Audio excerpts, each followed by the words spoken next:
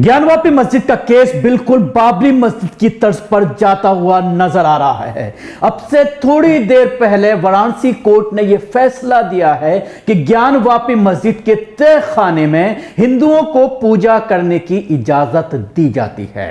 जी हां, एक बड़ा फैसला वाराणसी कोर्ट के जरिए अब से थोड़ी देर पहले सामने आया है, जिसमें हिंदू पक्ष के जरिए जो याचिका डाली गई थी और उसमें पूजा अर्चना की इजाजत मांगी गई थी तहखाने में, तो उसकी इजाजत बाकायदा दी गई है और प्रशासन को यह हुक्म दिया है कि एक हफ्ते के अंदर जो बैरिकेड लगाए गए थे उन बैरिकेड को हटा करके व्यवस्था की जाए प्रशासन के जरिए और एक हफ्ते के भीतर यहां पर पूजा अर्चना शुरू की जाए।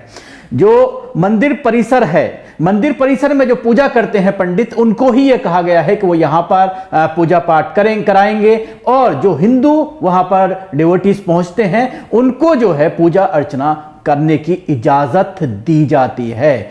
अब आपको मैं बताना चाहूंगा कि किस तरह से बाबरी मस्जिद के केस में आपने देखा था कि पहले रात के अंधेरे में मूर्तियां रखी गई और उसके बाद ताला खोल करके इजाजत दी गई पूजा करने की और फिर उसके बाद आपने देखा कई बार कोशिश की गई मस्जिद को गिराने की और उसके बाद दिसंबर के महीने में 92 में जो है मस्जिद को शहीद कर दिया गया। इसी तरह से यह मामला पहुंचा ज्ञानवापी का।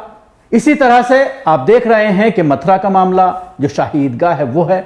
हालांकि मथुरा वाले मामले में अभी सर्वे की इजाज़त नहीं दी गई है, लेकिन ज्ञानवापी मामले में सर्वे की इजाज़त दी गई। बाकायदा एएसआई से सर्वे कराया गया।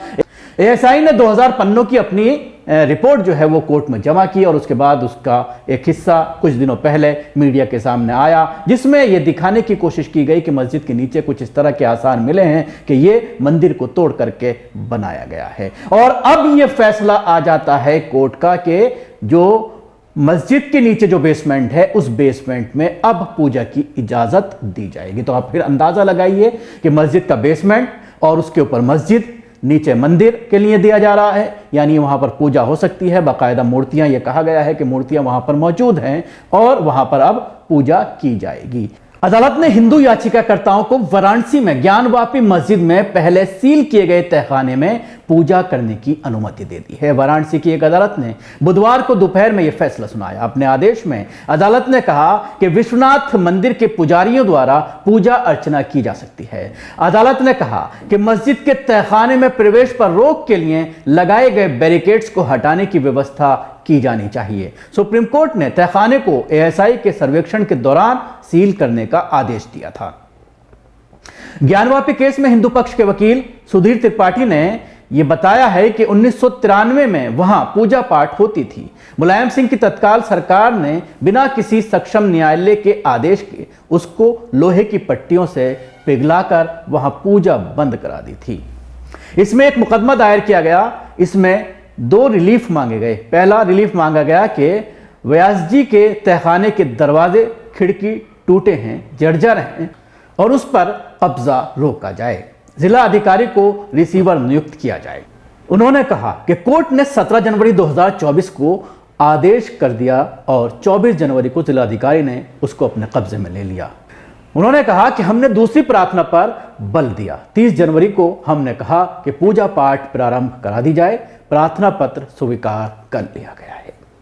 अब इसमें यह देखने वाली बात होगी कि जो वहां पर मुस्लिम पक्ष है इस पूरे मामले को लेकर क्या अब हाई कोर्ट जाता है, क्योंकि ज्यादा आशंका यही है कि जो एक हफ्ते का वक्त प्रशासन को दिया गया है, प्रशासन किसका है, प्रशासन किस तरह से वहां पर कार्रवाई कर रहा है वो बताने की जरूरत नहीं है। जिस तरह से आपने देखा था कि एएसआई को जो वक्त दिया गया, एएसआई अपने वक्त से पहले ही जब पहले दिन वहां पर पहुंची थी तो 7:30 बजे ही लेबर को लेकर के वहां पहुंच गई और दिन रात वहां पर काम करके बड़ी निष्ठा दिखाई गई, बड़ी ईमानदारी दिखाई गई और जब रिपोर्ट आई वो आप सबके सामने है। ऐसे ही जब 7 दिन का वक्त दिया गया है प्रशासन को, तो मुझे नहीं लगता कि प्रशासन 7 दिन का इंतजार करेगा, बल्कि शायद सुबह से ही वहां पर पूजा अर्चना शुरू कर दी जाएगी, क्योंकि हिंदू पक्ष को यह लगेगा या फिर प्रशासन और योगी सरकार को यह लगेगा कि हो सकता है यह मामला अपर कोर्ट तक जाए और अपर कोर्ट में इसकी इजाजत ना दी जाए, इस पर बैन लगा दिया जाए। इसलिए वहां पर जो है इजाजत लेने के बाद